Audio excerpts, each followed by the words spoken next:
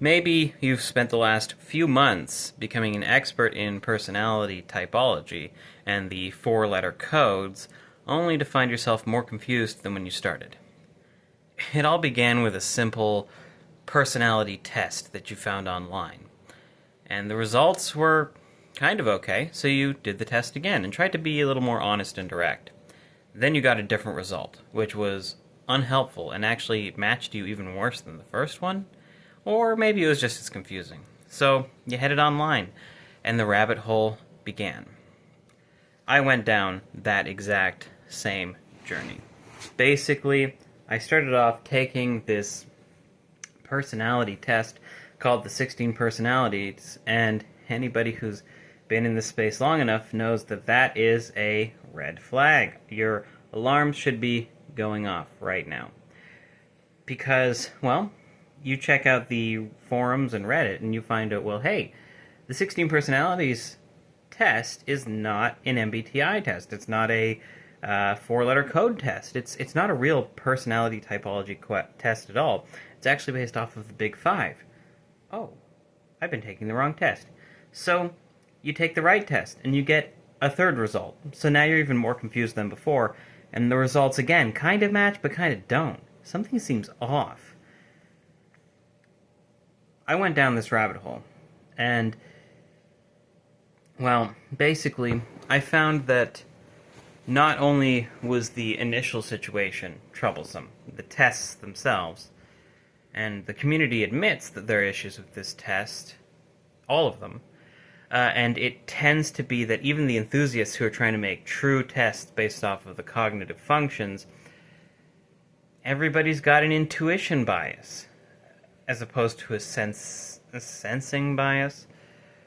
So that means that people who are sensing types end up getting typed as intuitives instead of the real type, because intuitives, and basically everybody, doesn't really know what a sensing type looks like. In fact, well, that's a whole other discussion, and maybe it's worthy of its own video, because I feel like the sensing types are really awesome, and nobody talks about it because they get reduced to the five senses, when, for a lot of sensing types, the five senses and scientific objective inquiry is the furthest thing from their minds. Like, it really should be called sensation seeking, because that's what they typically are, especially extroverted sensors. But let's get back to the type problem. How do you find your type? The common answer is that you have to study the cognitive functions that underlie the four-letter code. And so you have four letters, and then suddenly now you're working with 4 or 8 cognitive functions, depending on who you talk to. And that's another question that I came across. Do you use 8-function models? Do you use 4-function models? I found an answer, and it's neither. You don't use either of them. Which function stack do you use? Do you use the alternating Grant stack, or do you use the IIEE stack, or do you use the Jungian stack, where one function is one direction and the rest are in the other direction, except that Jung never talked about a stack, so that's a misnomer. And so is the idea of cognitive functions. This is where you get really deep. I thought I knew everything about the types until I read a short essay on the Sarkinova.net website. Sarkinova, if you're an enthusiast, you'll know it, you'll recognize it. This is one of the good tests. Well, recently that website released a new, longer version of the test, and it had a very ominous phrase in it. Cognitive functions don't exist. What? Let's back up a little bit so that I can explain why that's so surprising. You see, I'll map my journey, but it's going to match a lot of other people's journeys. So it's a little bit typical, and that's going to be helpful for us. Here's how it works. Typically, what happens for most people is they find this cool test online, maybe they're searching for direction with their careers or something like this. They take it, they get a 4-letter code, they read about it. Okay, cool. Then they forget about it and move on. That's exactly what happened to me. I typed as an ENTP according to the 16 personalities. But the 16 personalities is not a personality type test. It's a Big Five test that dresses up like a personality type test. Great. Where do you go from there? Well, I took a step that many people didn't take, which was most people, I think, really, they take the test once and that's it, and then they kind of forget about it. Maybe they get some personal insight, maybe it helps them make a quick decision, or inform their well-thought-out decision. I don't think you should choose a career based only off of a personality test. It should be a component, a resource, a source of information that you use in order to make that decision. So that was the first place where my approach was very similar. I basically stopped looking into personality type for a year, and then it came back on my radar. But not as type. I actually got into something else. Personality science. Now, anybody who's not aware might be thinking, wait, aren't the 4-letter codes and the 16 personalities scientific? No. They're not. They're not even close. The closest thing to science that it's rooted in is in the theory of Carl Jung, first expressed in the book Psychological Types in 1921, roughly speaking. Problem is, Carl Jung is one of the least respected psychoanalysts of all time. He was seen as a bit of a mystic, a bit of a weirdo, and he was definitely both. Even people who like Carl Jung admit that, yeah, he totally studied occult phenomenon. He talked about, strange things like ghosts and alchemy, but he tried to do it in an intellectual perspective. I'm not trying to straw man Carl Jung here. I've read actual from his collected works. I've read Psychological Types, almost all of it, and I've read about a quarter of Archetypes in the Collective Unconscious. So I know a thing or two about Jung, and I know about how he talks, and he actually got a lot clearer later in life. That's a tangent, kind of. We're going to get back to Carl Jung, because he is the source of this. But what I'm saying is that the source is not scientific. Maybe 100 years ago it would be considered scientific, but even then, Carl Jung was not a scientist, he was a psychiatrist. Somebody on Reddit blew up on me because I made this distinction, but it's important. The distinction between psychologist and psychiatrist. Why is it important? Because a psychologist is in the field of science and scholarship. A psychiatrist is in the field of medicine. These are very different fields with very different daily structures, presuppositions. They function different. Medicine is not a science. It's an evidence-based practice. Or an evidence-based something. Field? It doesn't matter. Point is, it's informed by science, but it's kind of bigger than science. Science helps medicine. We'll put it that way.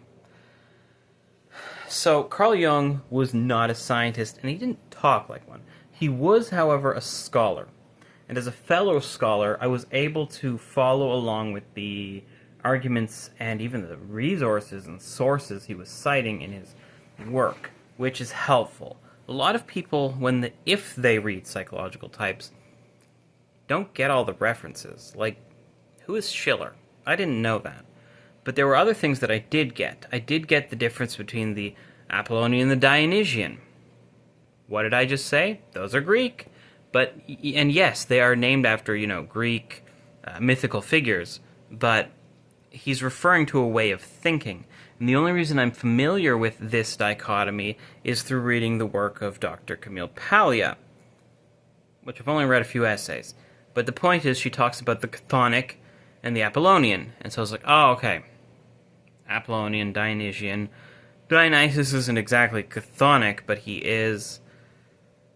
And you see what I'm getting at here. He speaks in a scholarly language that if you're not yourself ensconced in this sort of scholarship, you're not going to understand.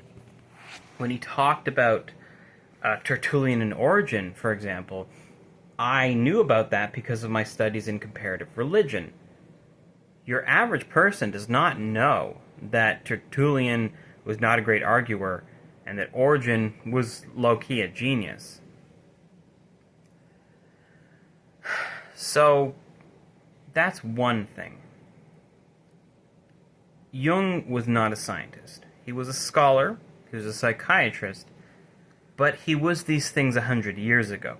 A lot of his presuppositions are out of date and no longer used. What do we do with that? Well, some people say, but that's not the MBTI. He came up with the psychological types. He came up with 4 functions and 2 attitudes, extroverted and introverted. These are terms that we use to this day that were basically coined and informed by Carl Jung. But that's not the whole story, they'll tell you. MBTI, Myers and Briggs came along a few years, maybe decades later, and they refined the theory. Did they? Did they refine the theory?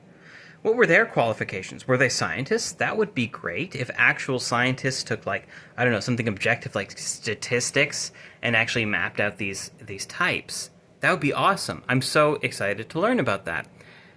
No, Myers and Briggs had degrees in agriculture and political science. So not even psychology, not even psychiatry, not even medicine, nothing. They had unrelated degrees. Maybe political science will get you a little bit there, but it's tough. Hopefully she learned statistics or something. So I was a little crestfallen when I learned this. The whole lineage of the 16 personalities is unscientific. Oh, but they say it's practical. It's effective. Businesses use it. Well, let's see what an actual contemporary scientist has to say about it. Adam Grant is one of the most popular, rigorous psychologists of this day. He wrote the books Think Again and Hidden Potential. So, I think it's Adam Grant. It's something Grant. He's got a TED Talk. He's probably got a few, actually. He says the less accurate a personality system is, the more popular it tends to be. And he points specifically to MBTI as being highly inaccurate. So when somebody says I'm an official MBTI practitioner by the actual company, I go, okay, great. So you're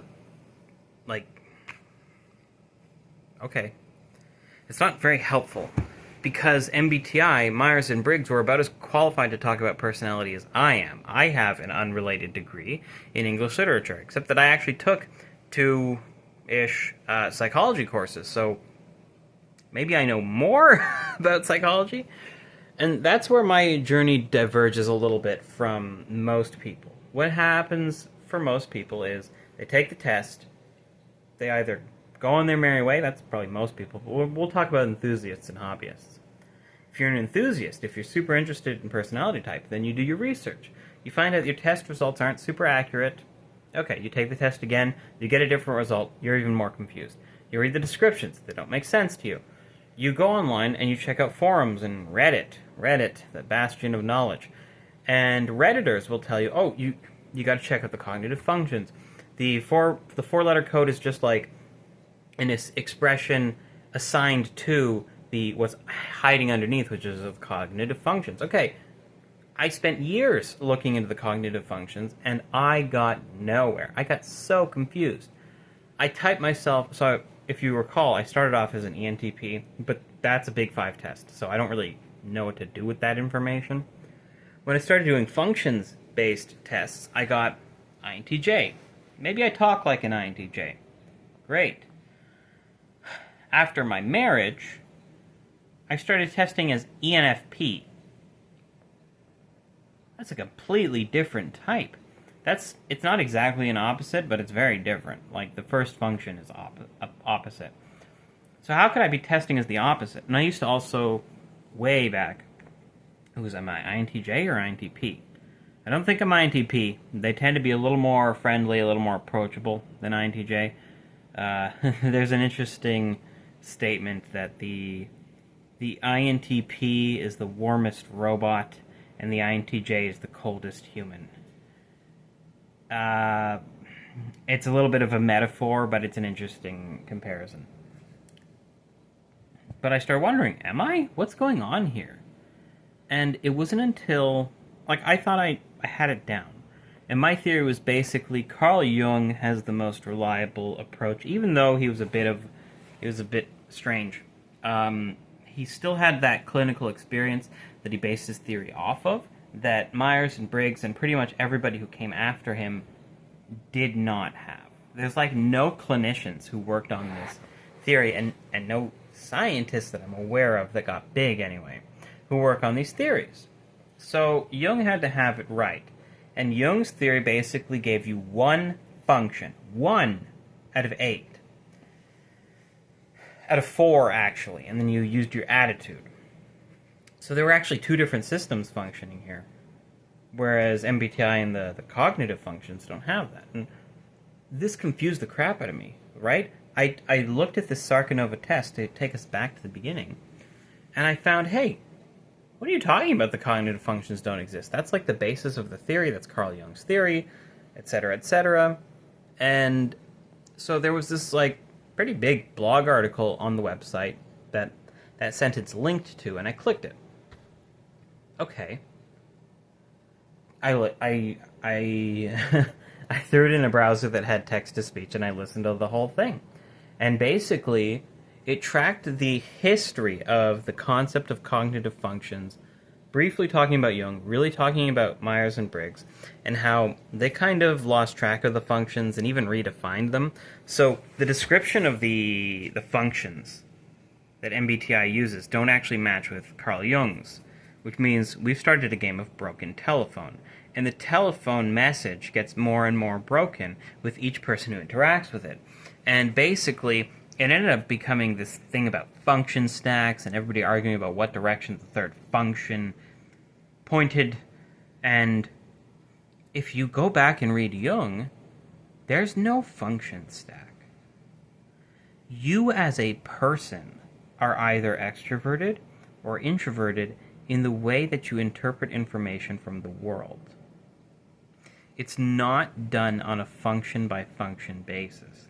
Once you realize this, you realize that things like 8-function models do not work or make sense according to the original theory. Now, people have gone on and invented their own theories and made great use of this, and that's fine, but it's not really what Carl Jung was talking about when he said function. And so I've had to come up with a new term to differentiate what Carl Jung talked about in his original 1920s book and what has morphed into the common conception that the internet calls cognitive functions. So my term is just the name of the book itself, Psychological Types. There are 8 types based off of 2 attitudes and 4 functions. And all you have to do to type yourself, if you are as lost as I am, is take a look at the book, which is freely available online because I believe it's lapsed into the public domain. You need to find out which function you lead with and which attitude you are. And then if you want, you can check out your secondary function, and from there you can build a whole function stack and rejoin the MBTI conversation if you like that stuff. I like convoluted theories, but they are convoluted. There's a power in the simplicity of the original system. So we could try that. Let's try that with me, because I actually don't know. Am I ENFP? Am I INTJ? What's going on here? Am I did my relationship to my wife shift me into a more natural position, or what's going on? I don't understand. I think I'm talkative like an ENFP, so it's plausible. And ENFPs do have extroverted thinking in their third slot, whatever that means. So again, it's plausible, but let's try this from a Jungian perspective and see if we can use the original theory to find a type. So the first question would be, what is the lead function of these two? And if you don't know how to decode the four-letter code, it's a little convoluted because the whole thing is convoluted. But basically, if you have an E at the beginning, then you look at the last letter. So let's start with ENFP, that's easy. The last letter tells you which of the two middle functions is your first function. So if you're extroverted, then whatever the P points to, it's that. P is perceiving. The second letter is the perceiving function, so it's N.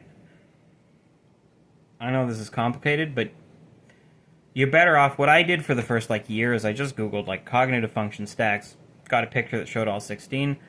End of the day, ENFP is an extroverted intuitor. Okay.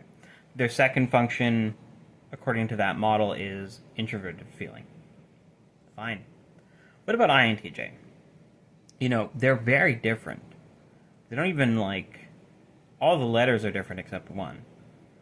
But are they so different according to the original psychological types theory? Let's find out. So, because of weird flip-floppy nonsense, if you have an I, if you're introverted, then the J, you basically have to reverse it. So, that J becomes a P. The P points to the first one. So, it's intuition. What's the difference? The ENFP is extroverted, and the INTJ is introverted. But they're both leading with the same function of intuition. But they look completely different depending on if they're introverted or extroverted. So let's take a step back and define our terms. What does it mean, according to Carl Jung, to be introverted and extroverted? There are these they like parties, they're social. No, not at all. There's a lot of extroverted types, according to Carl Jung, who are not friendly and not kind, nothing. Why? Because the modern term extroversion, if you look into the Big Five, which is science, extroversion is sociability. And if you go into a more complex model of the Big Five, you end up with enthusiasm, which the ENP types are full of enthusiasm. And then the other side of extroversion, according to the modern approach, is assertiveness.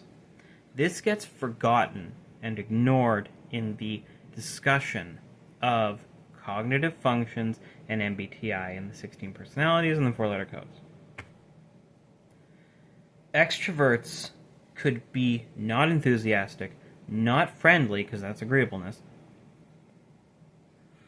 They could be unkind. But why are they extroverts then? Maybe they don't even like people. How are they extroverts? What's going on here? The definition was different. A great example of this is the ESTJ, who is typically, the stereotype of the get off my lawn kind of guy. I think ESTJs are cool. My best friend from high school was an ESTJ. He is one of the most brilliant people I've ever met as far as raw cognitive power. He's probably the smartest person I've ever really gotten to know. ESTJ. That's not, when people think genius, they do not think ESTJ. They think INTJ, INFJ, or INTP. ESTJ. And that's because they could ground that lead extroverted thinking with introverted sensing, so that they're not only intelligent, but they're also accurate because of the introverted sensing. We'll get to sensing. I think it deserves its own video. Let's get back on topic, because I love tangents. Maybe that's ENFP again. So, we've concluded that yes, both of them lead with intuition, but what is the difference between extroverted and introverted, according to Carl Jung? Carl Jung more or less describes it as, where do you do your processing? What does that mean? Imagine for a moment that when you think, there's this thing going on called cognition, and you decide, do you project it onto an object and do your cognition basically projecting your thoughts onto an object in order to interact with it? Or do you take the object, almost create an image of it, pull it into your mind, and do your processing there? Basically, do you engage with the world when you process, or do you withdraw from it? And this is so difficult to describe, but let's try it with intuition. So intuition is an indirect perceiving process. Sensation types they're very immediate, they're very direct. I think they probably react to things faster too. Intuitives are not. They look at the object, reject first appearances, and kind of look around it. It's almost like, if don't look at the sun, okay? I know that Isaac Newton looked at the sun because he wanted to study the blue trace that burned into his eyes. Don't look at the sun, okay? But if you point a camera, especially old cameras, if you point like an old digital camera at the sun, you'll get a black circle covering the sun, and then the light shining out from around it.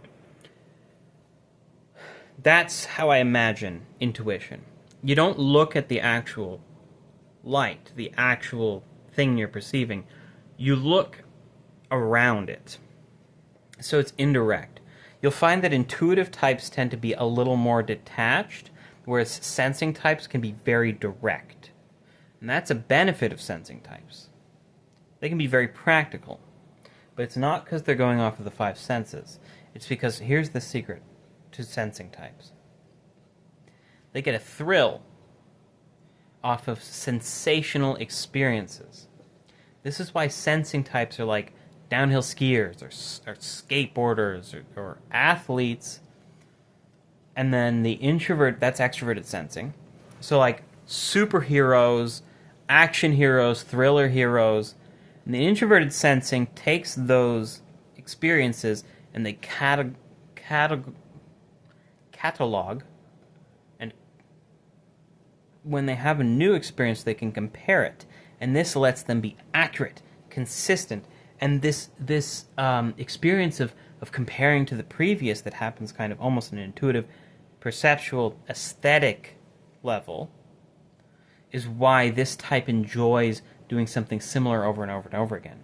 This is the kind of person who watches the same movie 100 times, or is on like their 9th run of The Office.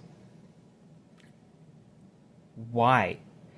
Because they get some sort of thrill from comparing this time's experience with the previous 5 times experience. So these people can be very accurate because they don't just have like, okay, this is how it's supposed to look. They have, okay, this is the best version of the last 5 times I did this averaged, and I enjoy doing it another time to compare it to my back catalog. These are the sort of people who maybe they read the series that has the same character over and over again. I'm thinking the Bosch Detective series, or Agatha Christie was probably an introverted censor. She wrote Poirot and Marple. Sherlock Holmes, probably an introverted censor. People think, oh, he's... Uh-oh. That was interesting. He's a detective, he's an intellectual, he must be an INTJ. Maybe he's an ISTJ. A lot of detective characters are ISTJs, and it's actually their sensing catalog that tells them that's out of place, because I have 5 versions. And they don't say this, they don't even think this, but it's just happening almost on an unconscious level. It's like, they don't just have one image of how things are supposed to be. They have a whole internal set of experiences, of sensation-based experiences. That's why I prefer calling them sensation types versus sensing types. Because Carl Jung compares them to Dionysus, which is kind of like a spirit, an ancient Greek mythological spirit of partying, revelry, intoxication, and theater, like acting, plays. The modern definition of sensing is they follow their 5 senses, and it's like, What is that? That sounds scientific. Great. We all like science. What on earth does that have to do with plays and acting? What does that have to do with the Dionysian spirit that Carl Jung talked about in one of the early chapters of Psychological Types that everybody skips because they all go to, chapter 10 with all the type descriptions and skip all the exploration? Psychological Types has more than just Carl Jung's psychological types. He surveys all sorts of different theories of psychological types, some of which he does not integrate into his own typology, but are nonetheless fascinating. Let's get back to my exploration. When I think, do I project my thinking out into the world? Or do I almost reject the initial perception, similar to intuition actually? Do I almost I don't want to deal with the real world, so I draw it internally, create almost like a copy of it, and examine that copy?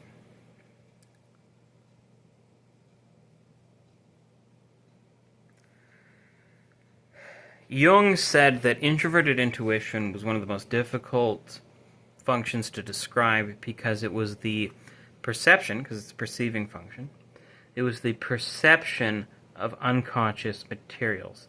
It was the ability to peer into the unconscious. I don't think I do that as a leading function. I think that does happen, especially when I write or sketch, for example, so during artistic endeavors. But as a default mode of interacting with the world, I don't think so. Carl Jung's definitions of the psychological types were actually quite negative, and I think that was because he was working off of a clinical model, almost like a diagnostic model. So, your personality type was a gateway to understanding your problems, and in some senses, if your personality type was too extreme, it itself would be a diagnosis to be solved, not something to embrace. That is a conversation for another video. But if you read the original type descriptions from Psychological Types by Carl Jung, you'll find a lot of them are negative. So here's the negative description of introverted intuition. They either become one of two people. They either become like the visionary who shares unconscious matters, the inspired painter, or they do not express their introverted intuition, and instead they have this intuitive version of how the world should work, and they're just constantly frustrated with how it isn't working out that way. And so they become curmudgeonly. They become that angry, get off my lawn kind of guy, because according to their intuition, the world should work a certain way, and it doesn't, and they spend their whole life being frustrated about that.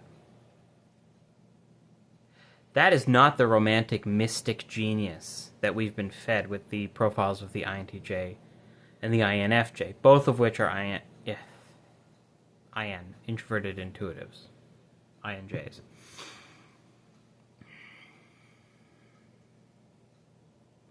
So maybe I'm not an INTJ. Maybe I am an ENFP. Or an ENTP. I don't know. But for Jung, it didn't matter. I know that I'm an ENP. And you could be just that. If your second function wasn't super developed, or if it wasn't, he kind of had two models for the secondary function. Either it was the one that you typically used as your secondary function, or you actually kind of attached it to your primary function. You tend to use both at once, just one is a lot stronger. But if you don't do that, the way I understood it, and I could be wrong, but the way I understood it is you could swap out and shift around your secondary function depending on the task at hand, which goes against the entire notion of a function stack. And that's fine. Now, there was a caveat. Jung believed in function opposites. He believed that intuition and sensing were opposites, and he believed in thinking and feeling as opposites. They are not, but according to Carl Jung, they are. And I was curious about this, and I asked, and again, this is its own video, but I asked myself, what justification does he give for function dichotomies in his text? I only found one, and it was in the chapter where he talks about the Vedic religious texts. So one of the few places where he explains why these functions have to be opposites is a religious text, which I and my scholarly and my scientific mind was just like, nope, nope, nope. If you have a scientific position that is supported by religion, great, awesome. I love religion. Like I said, I studied comparative religion. Religion is a great source of wisdom, even a source of truth. But if you're making a scientific text, you cannot use religion alone as your source. And that is what I saw. Now, I'm sure he has his own little reasons that he isn't telling us, because they're weird and occult and probably based on alchemy, why these elements are the opposite. Did I say elements? Yeah. Yeah, because he associated the 4 functions with the 4 elements. Intuition is like fire. Thinking is like air. Sensing is like earth. Feeling is like water. And he got the elements from alchemy and astrology, neither of which are scientific. They are both fascinating, and the way he uses them are very interesting. But I need a better source than that for why you think these opposites cannot interact. That said, going off of raw Jungian theory, if you're an intuitive, it means that using that sensation function is very difficult. And he actually considered the 4th function as the gateway to the shadow, or the type, the expression of the shadow itself. So it's either the shadow.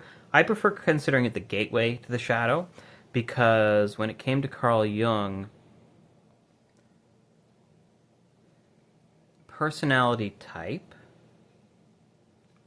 was much less important than what was going on in the unconscious. If you did a session with Carl Jung as your therapist, psychiatrist, whatever, he might talk about personality type for the first 10 minutes, and he saw it almost like the bridge into the real work, which was done in the unconscious. So that would be the shadow, the anima, or animus, depending. It would be the self, which is kind of like the comprehensive entirety of the psyche. You might talk about the persona, the personal unconscious, the collective unconscious, archetypes, instincts, things like this. It's very complicated. Almost too complicated.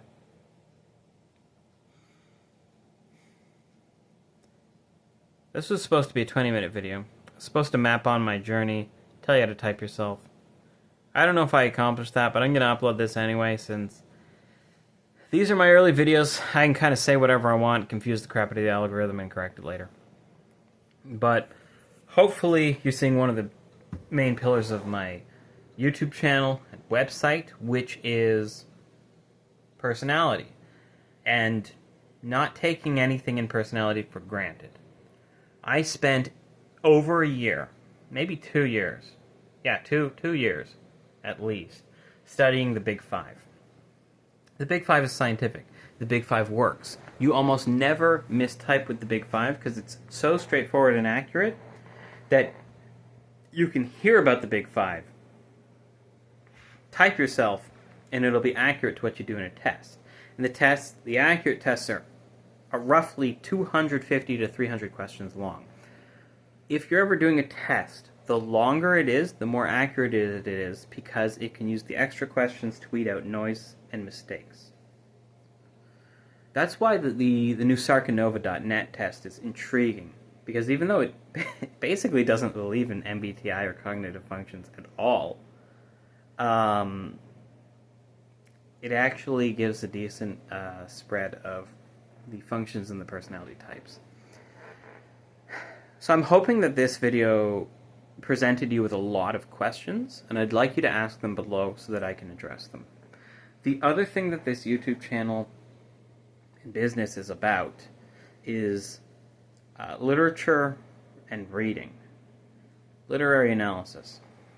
So we're going to get into that next time, and we'll fuse it with personality types. I did a little bit, just a tiny bit about that today when I talked about detective fiction and how it might be, it's definitely ITJ, but there's both sensing and intuitive detectives, and I think depending on your version of Sherlock Holmes, he might be a sensing type. It's very interesting. So there's a lot of places to go from here, but I'm going to end the video there, and I'm going to do a quick summary.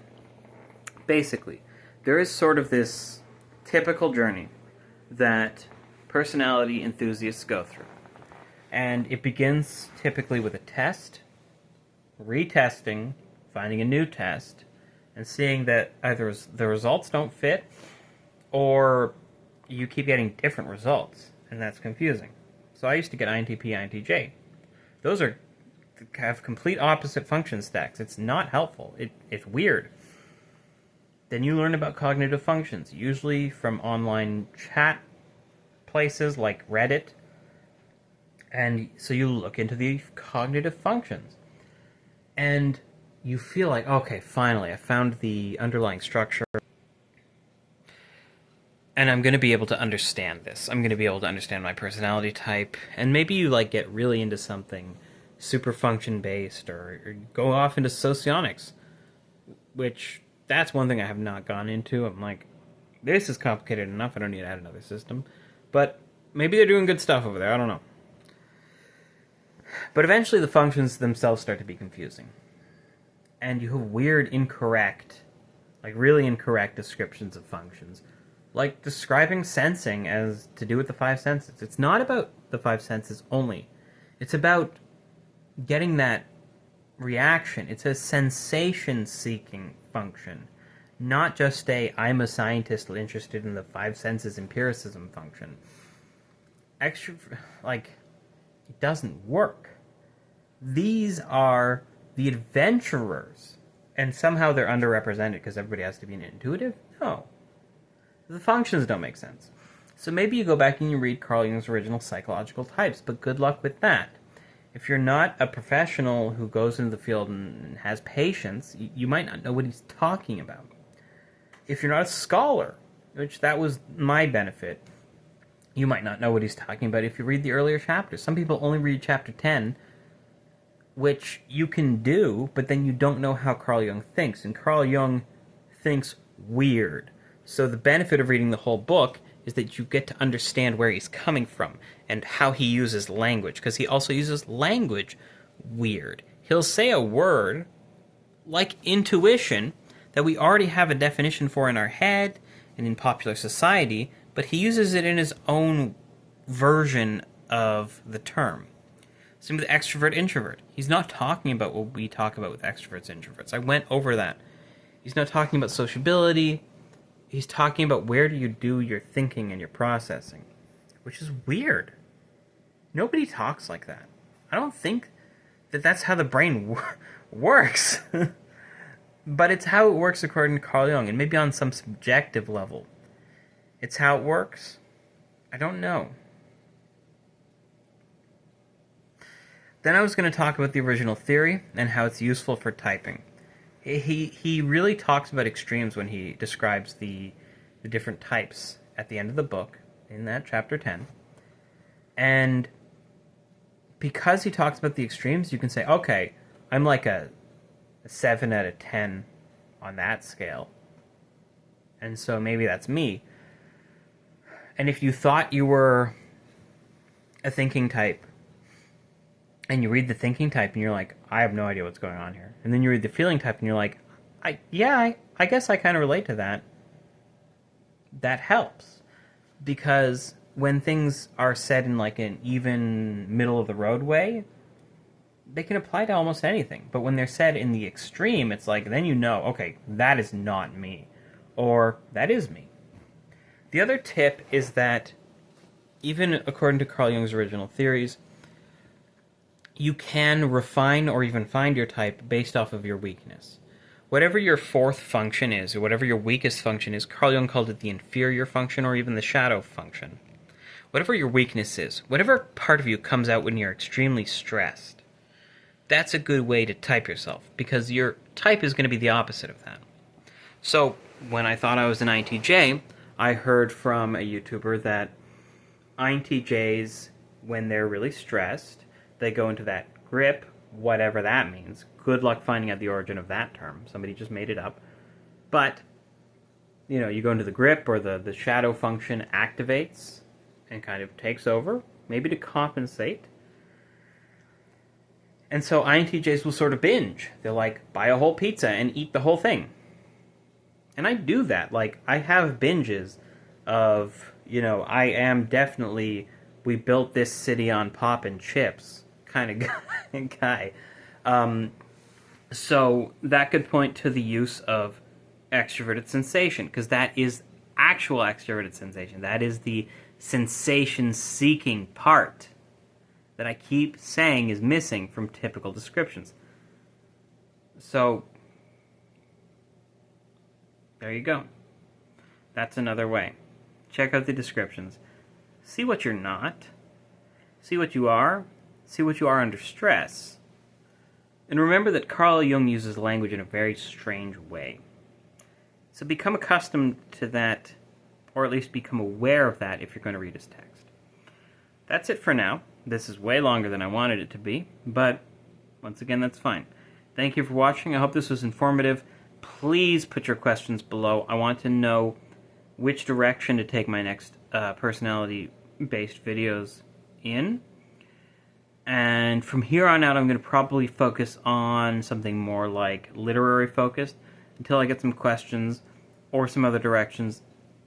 And I'm going to make that sensing video, but I think I'll do some research and give you some examples from fiction, because I think I can do that. Alright, thanks for watching. This has been Daniel Triumph, and I hope you check out, I'm working on a personality test that's going to be a little more accurate. The first one's going to be based off Big Five, but I do eventually want to make a psychological types original theory personality test. And I'm working on some novels, so if you like fiction, hopefully you can check them out, and I'm going to make some videos where I explain better what sort of writing is in there. Thanks for watching.